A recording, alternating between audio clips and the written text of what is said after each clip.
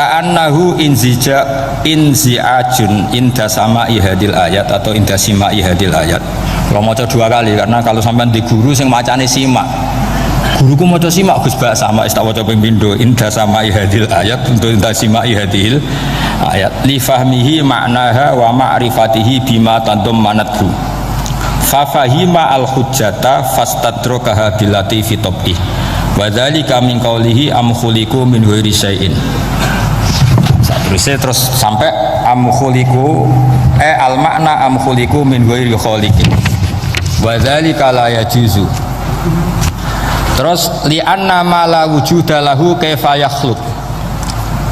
Wa idza batalal wajhani qamatil hujjatu alaihim bi anna lahum khaliqan.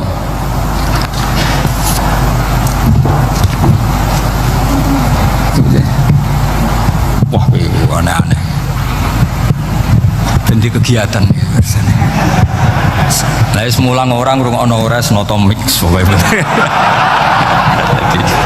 jadi Islam itu orang harus punya itu sholihat. Jadi nak gak mulang yang rungokno, nak orang yang noto apa Islam itu gampang. Begini kalau terang nggih, mboten sing sampean kulino argumentasi Quran.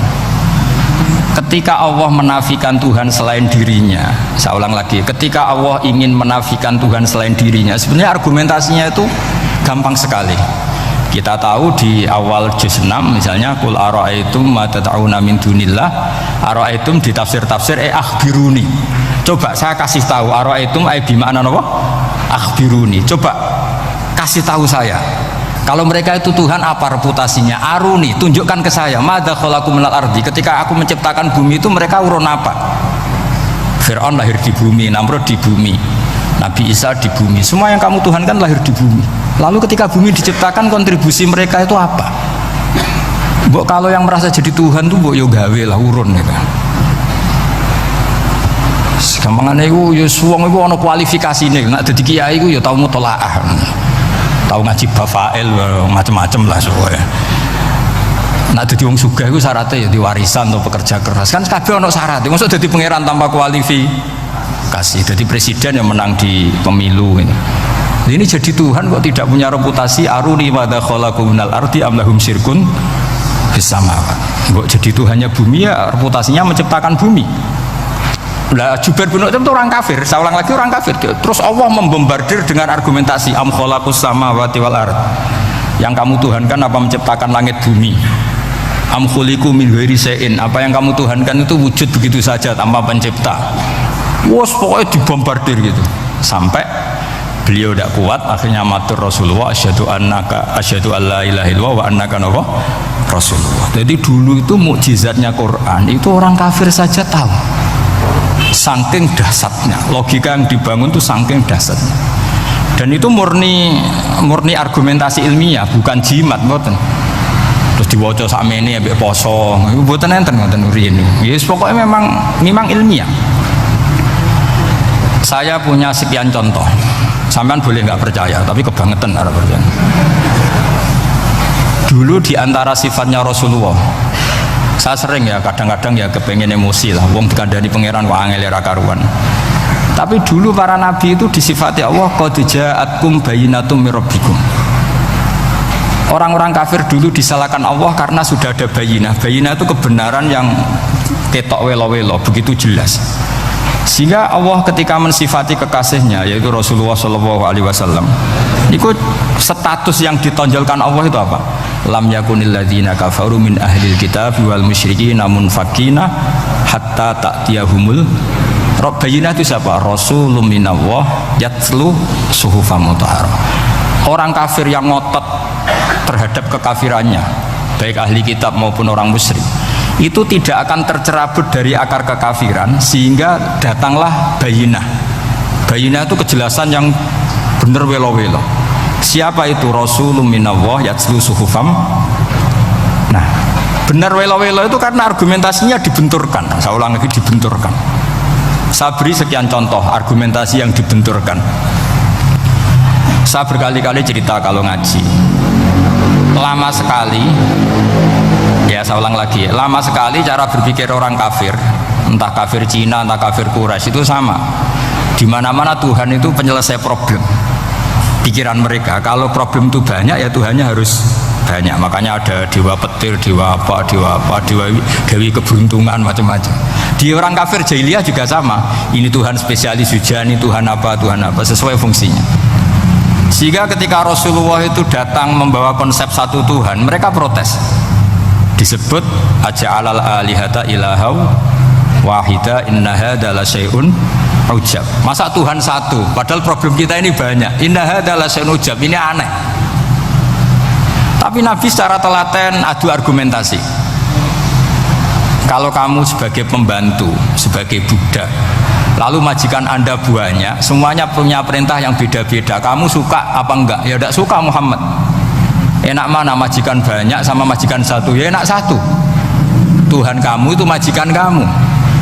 Kalau Tuhan kamu majikan kamu, kalau Tuhannya banyak, perintahnya beda-beda, habis kamu. Ya sudah, amat Tuhannya satu saja.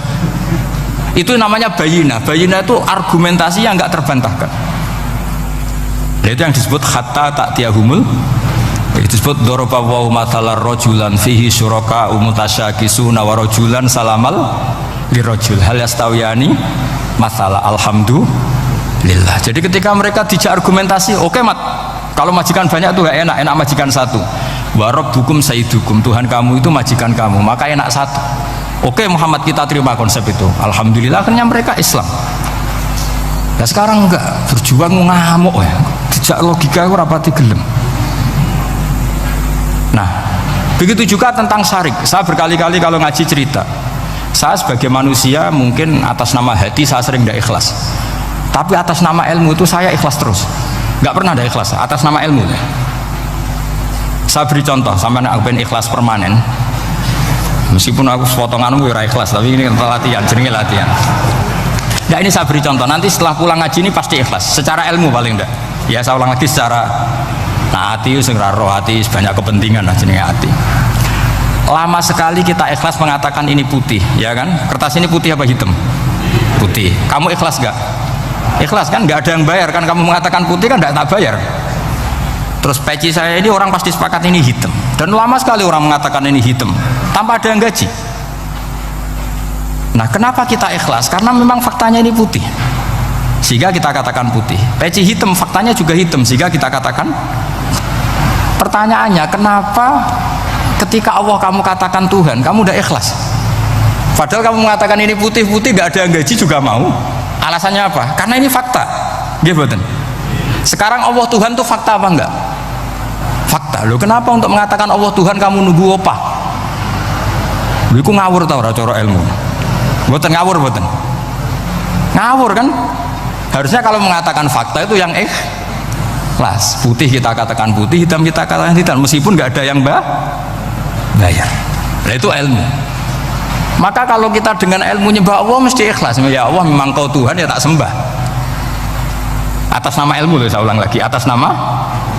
Tapi kalau atas nama hati, Gusti nggih nyembah lah, Gusti nyuwun opah lah. Kalau ini kan maksudnya gue piye, jadi ribet.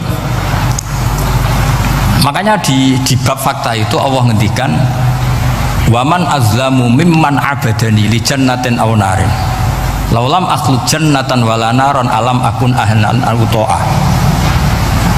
Siapa yang lebih zalim ketimbang orang yang menyembah saya yang karena takut surga atau ingin masuk surga atau takut neraka? Andai kan saya sebagai Tuhan tidak menciptakan surga atau neraka, apa terus saya tidak dituhankan? Umpama pangeran ragai swarga neraka tetap pangeran tora, tetap pangeran kan? Jadi ilmu itu beda dengan rasa, ilmu itu pasti objektif. Nah dulu saya ulang lagi, orang kafir itu dijak begitu itu mau, sehingga ketika mereka Islam hari pertama saat itu juga langsung ikhlas karena logikanya permanen. Saya beri contoh ya.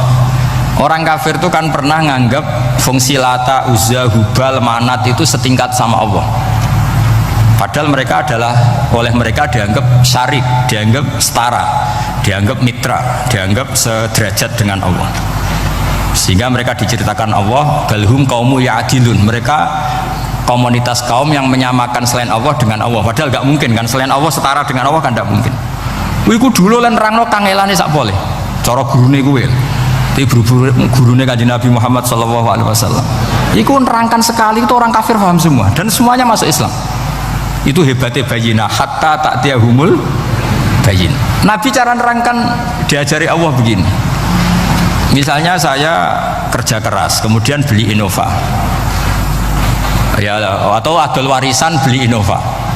Kemungkinannya kan kerja keras atau warisan. Utawa ngerayu mertua kelar tuku Innova. Kemungkinan itu. Sing rada dake itu jalur pintas ngerayu mertua. Lewat bojone maksudnya. Semacam-macam lah. Apapun itu ciri khas pemilik itu nggak ingin orang lain itu setara dengan dia. Kue kerja keras nabung puluhan tahun beli Innova, kemudian teman kamu udah ikut beli, cara menguasai Innova itu sama dengan kamu. Nak nyiler atau pamit atau bensin ini, enak ide. Kue mangkel gak kira-kira? Kamu punya rumah, sono wong mlebu sonang-sonong kayak pemilik, kamu mangkel gak? Mangkel. Nah, Allah cara membuat tamsil itu ya begitu. Halakum mimma malakat aimanukum min syuraka'a fi ma razaqnakum fa antum fihi sawa takhafunahum ka khifatikum anfusakum. Coba kalau kamu punya barang, kata Allah, kamu punya barang, punya sesuatu dan itu milik kamu karena kamu yang beli. Kemudian ada orang lain yang cara memilikinya sama dengan kamu. Mau enggak kamu seperti itu? Ya tidak mau Muhammad, ini milik saya kok ada orang lain yang merasa setara dengan saya, tidak mau saya. Kalau orang lain mau pinjem ya harus ngemis-ngemis lah, harus dodok-dodok.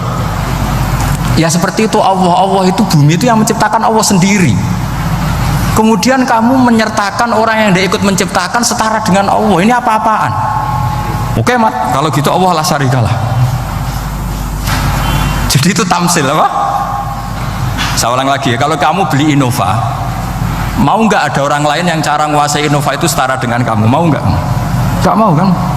Bahkan istri saja nak nganggu kudu pamit. Nak lagi nengan, nak rawan nengan ya oleh. Tapi apapun itu kan tetap saja harus pamit, harus prosedur. Namanya ndak ikut punya. Nah itu kemampuan ini yang mulai hilang di umat Rasulullah. Jadi Nabi itu punya fatona. Fatona itu kecerdasan untuk memberi penjelasan.